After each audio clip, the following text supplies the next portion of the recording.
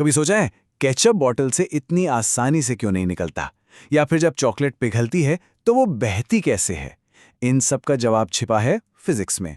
आज हम खाने के बहाव के पीछे के विज्ञान को समझेंगे और जानेंगे कि ये हमारे खाने के अनुभव को कैसे बनाता और बिगाड़ता है। देखिए, हर लिक्विड, चाहे वो पानी हो या शहद, बहते समय एक नियम को मानता है। इसी की पढ़ाई को रियोलॉजी कहते हैं, मतलब बहाव का विज्ञान। और ये सब शुरू होता है एक बहुत ही महत्वपूर्ण गुण से, और वो गुण है विस्कोसिटी, जिसे हम आम भाषा में गाढ़ापन भी कहते हैं। शहद के बारे में सोचिए, वो पानी से कितना धीरे बहता है ना? बस यही है, शहद की विस्कोसिटी ज्यादा है। किसी भी लिक्विड फूड को समझने के लिए ये गुण सबसे जरूरी है, लेकिन जैसा कि हम आगे देखेंगे, इसे मापना हमेशा इतना आसान नहीं होता। चलिए अब लिक्विड्स की दुनिया में थोड़ा और गहरा उतरते हैं और शुरुआत करेंगे सबसे सीधे साधे टाइप से, न्यूटोनियन लिक्विड्स। ये वो हैं जो कह सकते हैं बड़े आज्ञाकारी होते हैं, नियमों का पालन करते हैं। अरे, इस इक्वेशन को देखकर घबराने की बिल्कुल जरूरत नहीं है। ये बस एक सीधी सी बात कह रहा है कि इन लिक्विड्स के लिए आप जितना ज्यादा जोर लगाएंगे वो उतनी ही तेजी से बहेंगे। एकदम सीधा सा हिसाब। और ये जो म्यू का निशान है ना, ये विस्कोसिटी है, और ये हमेशा एक जैसी रहती है, चाहे आप कितनी भी ताकत लगा लें। तो मतलब ये हुआ कि न्यूटोनियन लिक्विड्स का अंदाजा लगाना बहुत आसान है। उनका गाढ़ापन कभी नहीं बदलता, चाहे आप उन्हें चम्मच से घोलें या मिक्सी में फेंटें। और जरा सा भी धक्का देने पर वो फौरन बहना शुरू कर देते हैं। हमारी रोज की जिंदगी में इसके ढेरों उदाहरण हैं, जैसे दूध, फलों का साफ जूस, चीनी का घोल या कॉर्न सिरप, और ज्यादातर शहद भी इसी कैटेगरी में आते हैं। अच्छा, तो न्यूटोनियन लिक्विड्स तो बहुत सीधे साधे थे। अब बात करते हैं उनके ठीक उलट, नॉन न्यूटोनियन लिक्विड्स की। ये थोड़े अजीब होते हैं और अक्सर हमें हैरान कर देते हैं। ये वो लिक्विड्स हैं जो नियमों को तोड़ना पसंद करते हैं। जब आप इन पर कोई जोर लगाते हैं तो इनका गाढ़ापन बदल जाता है। और मजे की बात यह है कि खाने के ज्यादातर दिलचस्प टेक्सचर्स यहीं से आते हैं। सोचिए पिघली हुई चॉकलेट या गाढ़े दही के बारे में। अब इन अजीब लिक्विड्स को समझने में ये पावर लॉ मॉडल हमारी मदद करता है। इसकी गहराई में जाने की जरूरत नहीं है, बस इस एन पर ध्यान दीजिए। इसे कहते हैं फ्लो बिहेवियर इंडेक्स। ये छोटा सा एन ही हमें बताता है कि कोई लिक्विड जोर लगाने पर पतला होगा, गाढ़ा होगा या कुछ और ही करेगा। तो चलिए अब थोड़ा और खोलकर समझते हैं कि जब इन कॉम्प्लेक्स लिक्विड्स को हिलाया, निचोड़ा या फैलाया जाता है तो ये करते क्या हैं। सबसे आम नॉन न्यूटोनियन बिहेवियर है स्यूडोप्लास्टिक, या जिसे हम शियर थिनिंग भी कहते हैं। इसका मतलब बहुत सीधा है, आप जितना ज्यादा इसे हिलाएंगे ये उतना ही पतला होता जाएगा। मतलब हिलाने से इसका गाढ़ापन कम हो जाता है।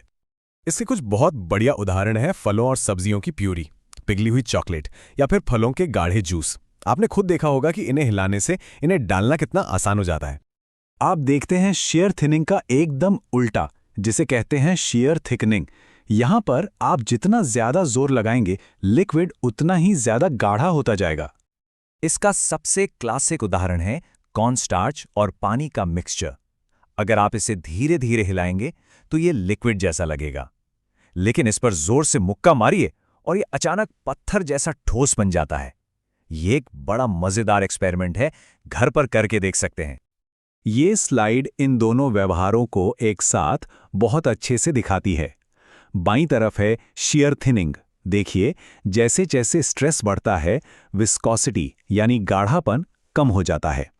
यहां एन की वैल्यू 1 से कम होती है। और दाईं तरफ शियर थिकनिंग में स्ट्रेस बढ़ने पर विस्कोसिटी भी बढ़ जाती है और एन की वैल्यू 1 से ज्यादा होती है। चलिए अब इस कहानी में एक और चीज जोड़ते हैं, वो है समय। कुछ लिक्विड्स ऐसे भी होते हैं जो समय के साथ अपना व्यवहार बदलते हैं जब उन पर लगातार जोर लगाया जाता है। ये तो हम सबकी जानी पहचानी समस्या है ना? केचप की बोतल से केचप निकलता ही नहीं है, तो आखिर क्यों? इसका जवाब भी फिजिक्स में ही है। इसका जवाब है यील्ड स्ट्रेस।